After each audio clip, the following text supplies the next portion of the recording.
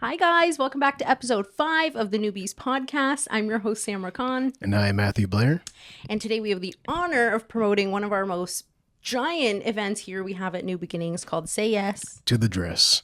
And just a reminder that we do have a lot of things prom related, not just dresses. We have suits and pretty much everything you need to have the perfect prom experience. Coincidentally, this is my prom suit from 10 years ago. Ooh. And you know what? It still fits. The style back in the day with the tight tapered legs definitely is not my style anymore, but we're making do. We're making do. I must say, Matt, I don't know if this feels right. Okay. Well, what do you got in mind? I don't know. I'm going to figure something out. All right. You change whatever you got to change, and I'm fully on board with whatever you have in mind. Perfect. I'll be right back. Okay.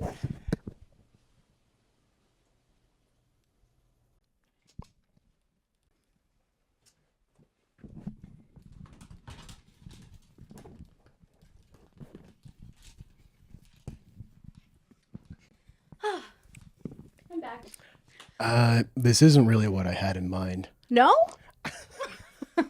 But you know what they say at the Say Yes to the Dress event, there is a dress for everyone, including me.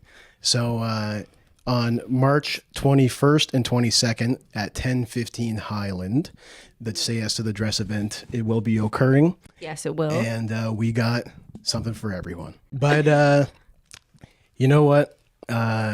I think this kind of ties in to what we wanted to talk about today on today's episode with body positivity and feeling comfortable with what you're wearing and just being comfortable with yourself. But to continue this episode, I think that we should change into something that's kind of a little bit more our vibe. I think so too. Yeah, just to make it not so hard on the viewers looking at me in this dress.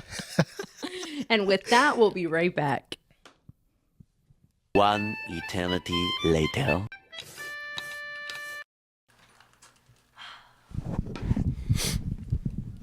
I think this feels a little better, doesn't it? I agree wholeheartedly. Yeah. Now that we feel a little bit more of ourselves on the pod, I think it's time to jump into the real juice of this episode. Yeah, let's get episode 5 on the road. Let's do it.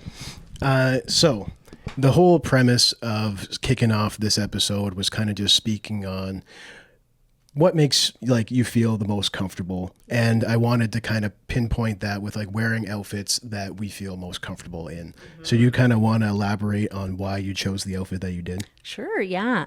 Working in an office, I obviously have to keep a professional kind of rapport with my clients because I do work in employment, so I want to make it as professional as possible.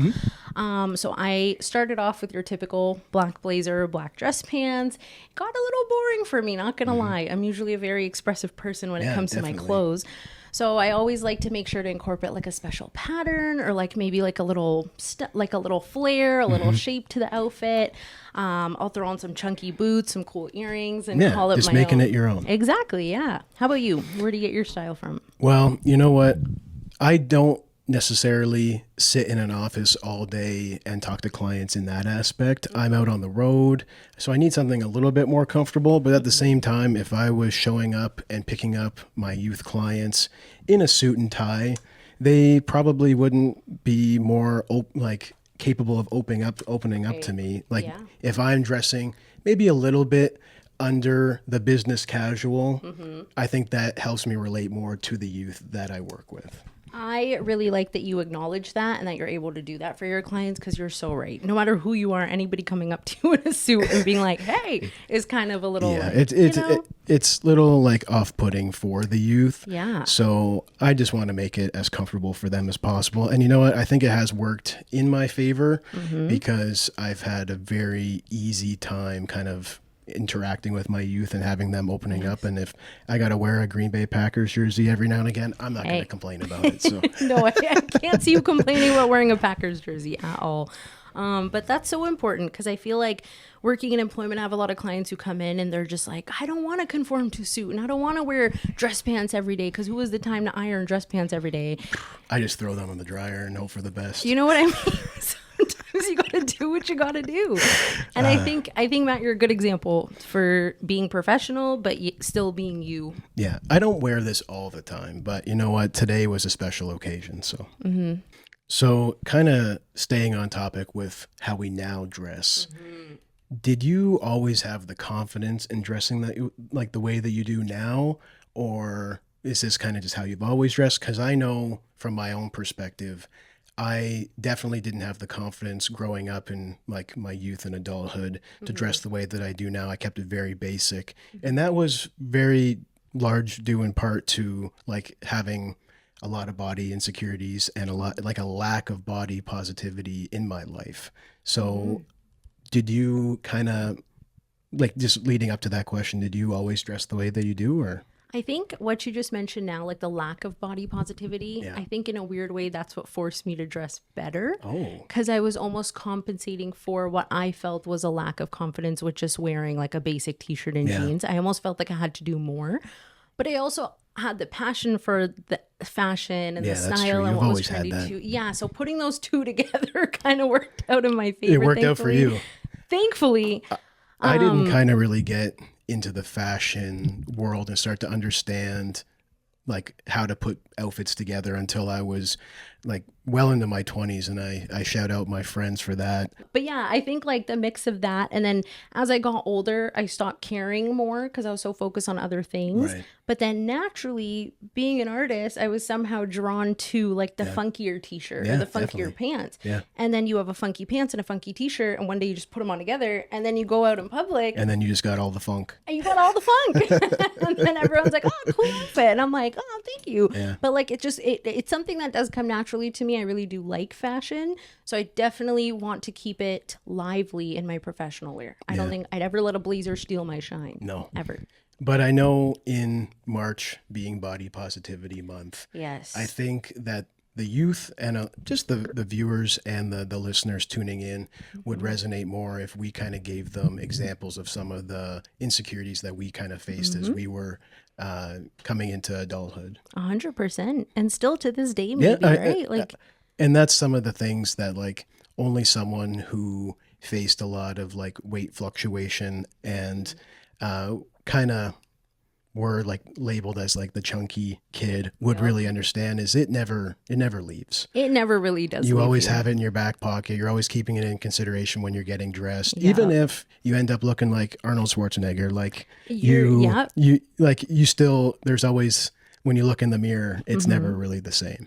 Yeah, I can 100% agree with that. I had a wild journey with fitness over the past couple of years, and there's been times where I was at my lowest weight, but I never felt it, right? Yeah. So yeah, body positivity is huge. Definitely. Like Matt mentioned, I think we both grew up with our fair share of body issues growing up. Yeah. But Matt, when you were young and you were dealing with that, now being, older and confident with your body, what are some of the things that you had to tell yourself to kind of get you through? It's a big one. It's a big question. It's almost trying to just rid yourself of like the memories of being told to like, oh, well, stop like brushing out your shirt because like you didn't want it sticking to like your stomach, or like being told to like fix your posture so that your stomach doesn't hang out. And like, it's just little things like that. Like to this day, I get made fun of jokingly that I always have like great posture and my chest is always sticking out and this and that. That's because when I was younger, I was pretty much trained to do that. You're hyper aware. Yeah.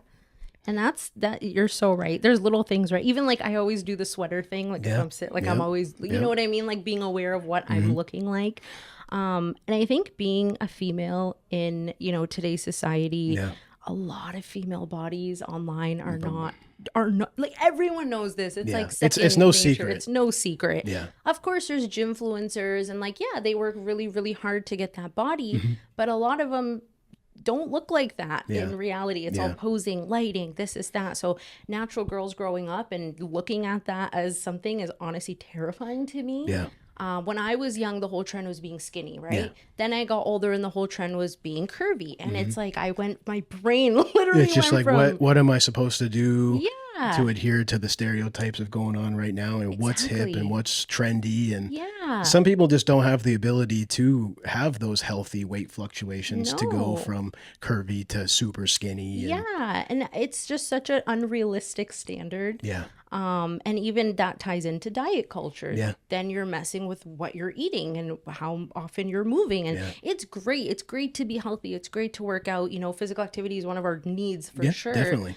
but to hyper focus and to fall into potential eating disorders, which is almost like it's a scary world to be in. So as a female, I've always made sure to show my body love and make sure that even if I'm sad about it one day, it's fine. Because at the end of the day, I'm still healthy. I'm on 2 feet, and that's what matters the most. And ultimately, like, just advice for anyone is just finding the balance that you need. Find the balance where you are comfortable going out to get chicken wings one day, but also like keep being mindful of what you're putting in your body and giving your body the attention it deserves, and going for that walk or going for that jog or going to the gym a couple days a week, or even doing a quick set of push-ups. But that kind of leads more into like the toxic masculinity that's in today's culture. Is it kind of adheres to what you were saying about the gymfluencers and stuff, but like whether or not like people like to admit it, the 6-pack and the chiseled chest and huge arms is still highly sought after by a lot of people. And as someone who's been working out probably since I was 14, 15 when I first started working out. And that's such a hard goal to achieve. And especially once life gets in the way, you start having full-time job or jobs or having a kid. I've been to the gym consistently in a year. I love you, my daughter, but like daddy needs to go to the gym.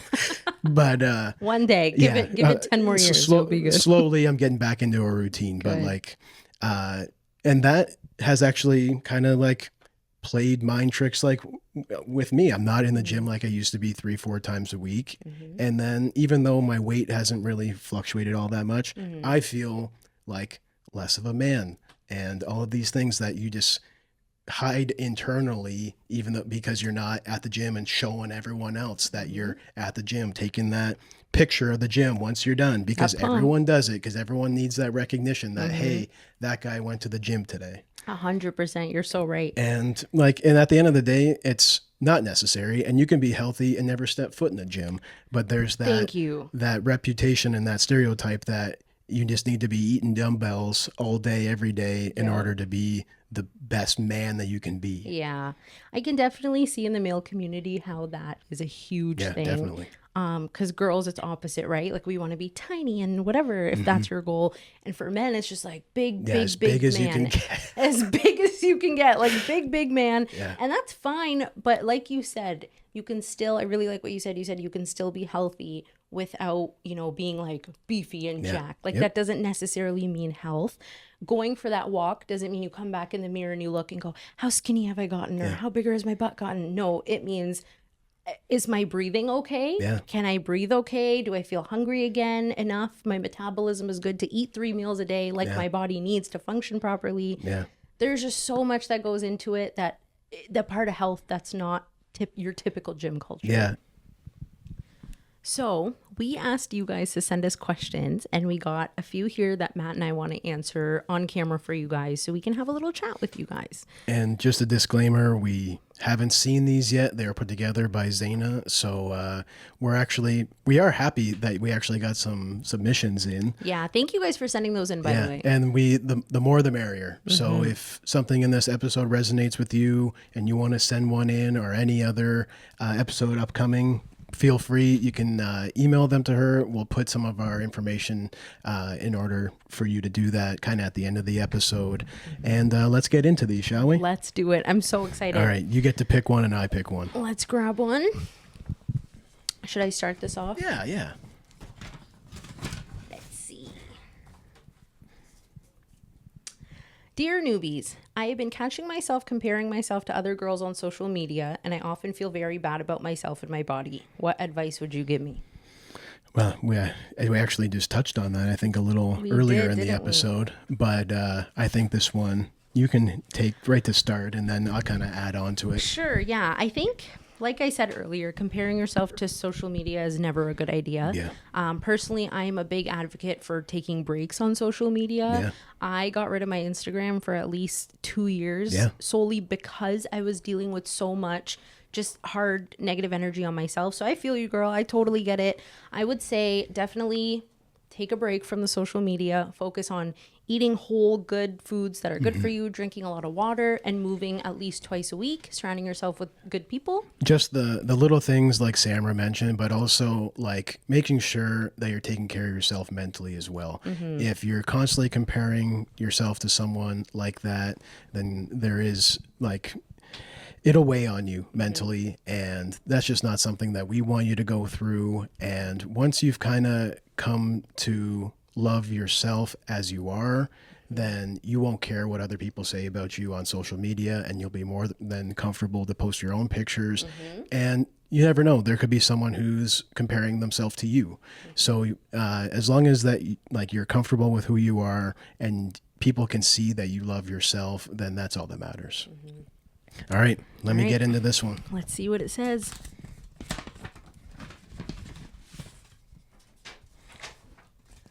What are the odds? This one actually is directed towards me. Oh, perfect. Oh, that's cool. Cool. Dear newbies, and one newbie in particular, Matt, I've noticed that you have various tattoos. How is your experience being a tattooed individual in the professional world? And has it ever gotten you into any weird circumstances? How's my experience been as a tattooed individual in the professional world? You know what? I was very nervous when I got into this job because this is my first job where it's been like quote unquote professional. I used to work in a warehouse and I used to work retail, and you can pretty much wear whatever you want there as long as you're wearing the uniform, and everyone around you kind of is similar to you. You got people with piercings or dyed hair or tattoos. So you just kind of feel like you're one of them. So I never even thought about it. And I started getting tattoos the day after I turned 18. My parents gave me the green light and they said, yeah, do whatever you want. And then I pretty much had a half sleeve within a year, a full sleeve the year after that. And now most of my body's covered. But when I got hired here, I went and I sat down with management and I said, what are your views on tattoos? Because I don't want to hide. I'd rather not hide them. Yeah. And it was like accepted with open arms, and they said just be you, because that's what got you this job, and continue to be you, and the youth will like resonate with you for that, and it'll give you like a topic to talk to the youth about, like right now.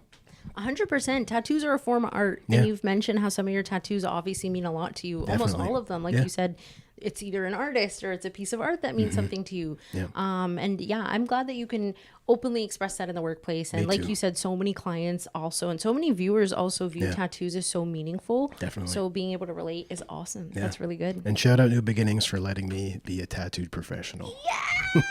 I'm going to come in tomorrow covered all in one go. Okay, let's get into the next one. Ooh. What is It's like a fortune cookie. No, literally.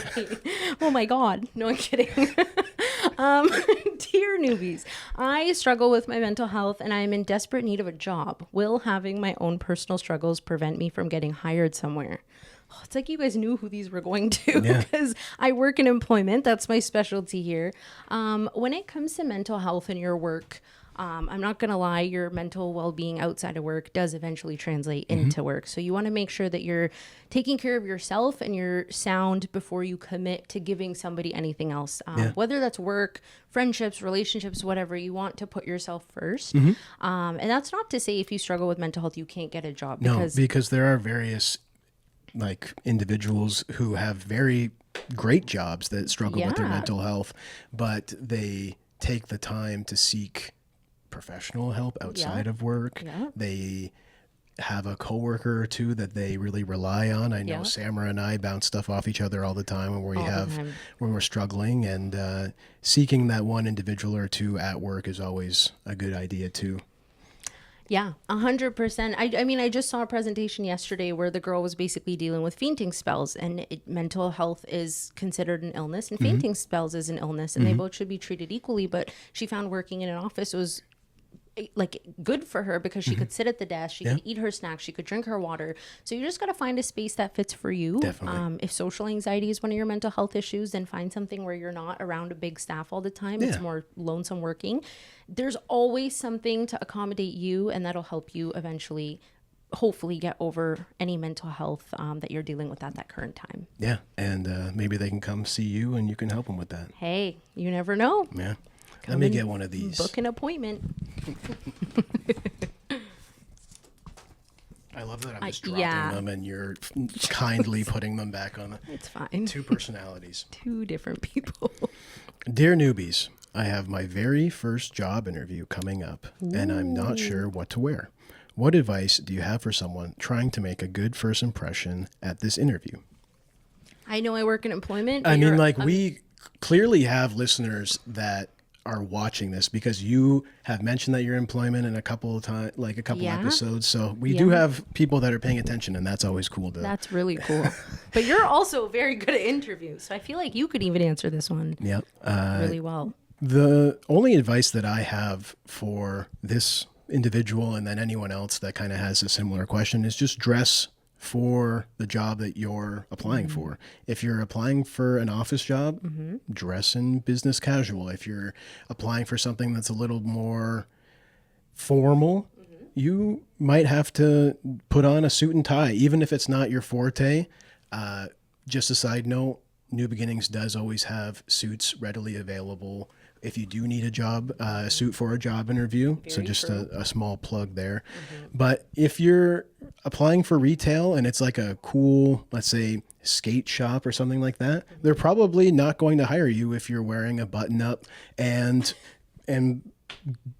pleated pants. Yeah, like they're gonna I don't know look, if that's their vibe. They're gonna look for something that is more individual to the skate shop. Right. I know when I applied at Champ Sports in the mall, I wanted to show them that I had style. So I had shoes bought from there and I kind of put a fit together. And that was one of the first things that they mentioned in my interview was like, oh, I like your outfit. And that helped, I think. I think that really had an effect on me getting hired there. I really like how you said dress the part. Yeah. Even if you're not going to an interview and you want to be the CEO one day of some big corporate building, dress the part, you will feel the part, and you will get the part eventually. Preach.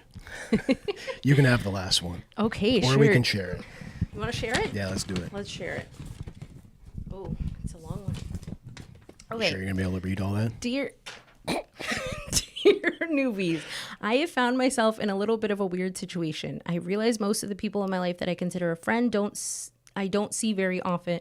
Now I actually can't read. Okay, I realize that people in my life I consider a friend I don't see very often, but we are very active together on social media. Okay. Do you think social media helps make/maintain friendships? Why and why not? See, I'm on both sides of the fence here because I sometimes rely on social media to keep up with friends that don't live in the city. Yes. I have friends that live, one that's currently in Switzerland. Oh, wow. I have friends in BC. Okay. I have friends that are even just in London, not too far away, but I don't get to see them all that often. Yeah, no. So that's what I rely on social media for. But if you're finding that all of your friends are kind of online and you're struggling to have that face-to-face interaction with them, that is kind of why I'm on the other side of the fence and I'm kind of against it because there is just something to say about the face-to-face interactions with friends and how healthy that is. And just getting outside of the house and being able, because you can translate those face-to-face interactions to other things in the world, right? You can, if you're not comfortable talking to your friends, then you're not going to be comfortable talking to colleagues, coworkers. Very, very true. Just be in job interviews, just anything. Yeah, just being social in general. Yeah. Like you said, it's a great tool. I have a couple friends who are abroad too, and that's literally our favorite thing is sending a TikTok because sometimes there's not always something to sit down and fully text about, but sending a TikTok, sending a tweet, just that kind of stuff is really nice to maintain those far friendships. Yeah. But also, yes, I am going to agree with you. You want to make sure that the connection that you guys have online when you're in person, you still feel comfortable because there's energies involved, and you want to make sure that you're still getting that social aspect. It's one of our needs on our hierarchy of needs. Yep. You need to be social. Yep. It's okay to start online because it can be hard talking to people just in person when you don't know them. But eventually, I think ultimately the goal should be meeting them in person. But hey, gives you a little excuse to get on a plane and go down to BC and Switzerland, right? So, But we do want to thank everyone that participated in the Dear Newbies segment. Yes, and I think we're going to wrap this thing up. I think we're good. Yeah. Yeah? Actually, guys, I don't think we're wrapping this up yet. So, Okay. yeah. Okay. So I knew that our episode today was going to be about identity and like self-image Mm-hmm. and all that. So, I reached out to Jed Oh, and Ariel. interesting. And I gave them the option to either tell me a little bit about you as like a person or about your style and your kind of how the way you express yourself. Oh, That goodness. is so. This could be dangerous. Yeah. Yeah, Terrifying. I got 2 responses. So Okay. if you wanna Yeah. Pass that Sure. over. and then Shout out Jed. We've known each other for a very long time, and he was actually the best man at my wedding. Aw, he put out a pretty good speech there. Let's see if he can live up to the expectation that See he what set there. Mr. Jed has Hopefully, got to say. we only need to hear this. We'll play the audio on the actual video. Yeah. All right, everyone. If I had to describe Matthew Blair in a few words, I would definitely start with him being a great father. In the future, once I start my family, he's one of the first people I will go to for advice or help. I see the way he treats Brooke, how he brings his family together, and obviously stressing Jaden out 24/7 is only a few I can think of. Of course, Matt is not only my best friend, but my brother. If any of you have watched Remember the Titans, one of the best sports movies of all time, Very good. there's a scene where both main characters are in the hospital room. One is in the bed injured from a car accident, and another one is coming to visit. If you're not family, the nurse is refusing anyone to come visit him, but the guy in the bed justifies that they are brothers no matter how different they look. I can really relate to this, and I guess the only difference is I am much more handsome, and I actually have a full head of hair. Yeah. 10 plus years and counting, this guy will always and will be an important part of my life. We have made so many special memories together, and I hope to continue more with him. Love you, man. Love you too, brother. That was awesome. That was so sweet. Yeah, Jed is one of those guys that is. We don't have to talk every day, but if I ever need him for anything or want to do something, he is there no matter what. Like, we decided on a whim last year that we were going to run the half marathon together. And you guys did And, do yeah. that. 2 hours and 18 minutes. I think that was a pretty good time for the first time ever running one. But that just goes to show the kind of guy he is. We weren't running at all, and then all of a sudden we're running a half marathon. And we just take on different endeavors together, and whatever he needs, I'm there, and vice versa, which is just the kind of guy that he is. Yeah, that's really nice to have a friend who will do things with you like that. Yeah. That's really, really All right, sweet. well, let's see what you got waiting See for what you. Miss Ari has to say. Hey everyone on the pod. Hey bestie. This is Ariel, Sam's best friend, all the way from Dallas. If I had to describe Sam's wardrobe and the way that she dresses, it would definitely be 4+4. 8. She's always known how to put her outfits together. Always, been the one to stand out when it comes to her outfits. Fearless. Never cared about what anybody thought about the way that she dressed ever since high school. She's definitely always been gothic chic and now transitioning into more of like a modern, elegant, mysterious, classy, wardrobe. But she's always put it together effortlessly and always looked so good every single time. I definitely think that her outfits are a reflection of just her as a person and her overall personality. You guys must be good And friends. she's always been able to just rock everything. All right. An abrupt stop, but That still. was so sweet. Yeah. Ari, I love you so much all the way from Canada, and I hope Dallas is treating you well. Well, Zeina, thank you for doing that. That was really the pick me up that we needed. That was so that cool. was yeah. that was awesome. I'm so glad we did that. And it just goes to show that surrounding like yourself with great people just Oh, yeah. it's just what you need. It is. I totally agree. And on that note, we just wanted to thank you for tuning into today's episode. It really was such a fun conversation, but a conversation that really needed to happen, and something that we're comfortable talking about, but something that I think just needs to be talked about more in society. I totally agree. As many laughs as there were in this episode, body image is just an ongoing problem that, you know, we can face with love and acceptance. And the more love and acceptance you give to yourself is what you're going to give to those around you, and somebody around you might really need it. Definitely. But don't forget to like and subscribe. Check us out on YouTube, Instagram, Facebook, TikTok. And you know what? We have a very huge announcement here that I am super excited. I will give you the honor. It's Spotify. We are now active on Spotify, so go check us out. We will, of course, put everything below, or Zeina will, our amazing director, editor, and producer. Yep. So feel free to go check that out. And all of our previous episodes will be on there, labeled with all of the corresponding cover art that our very talented Samrah has put together. Thank you. And don't be new To the Newbes podcast. There we go. Bye, Thanks for tuning in, guys. guys.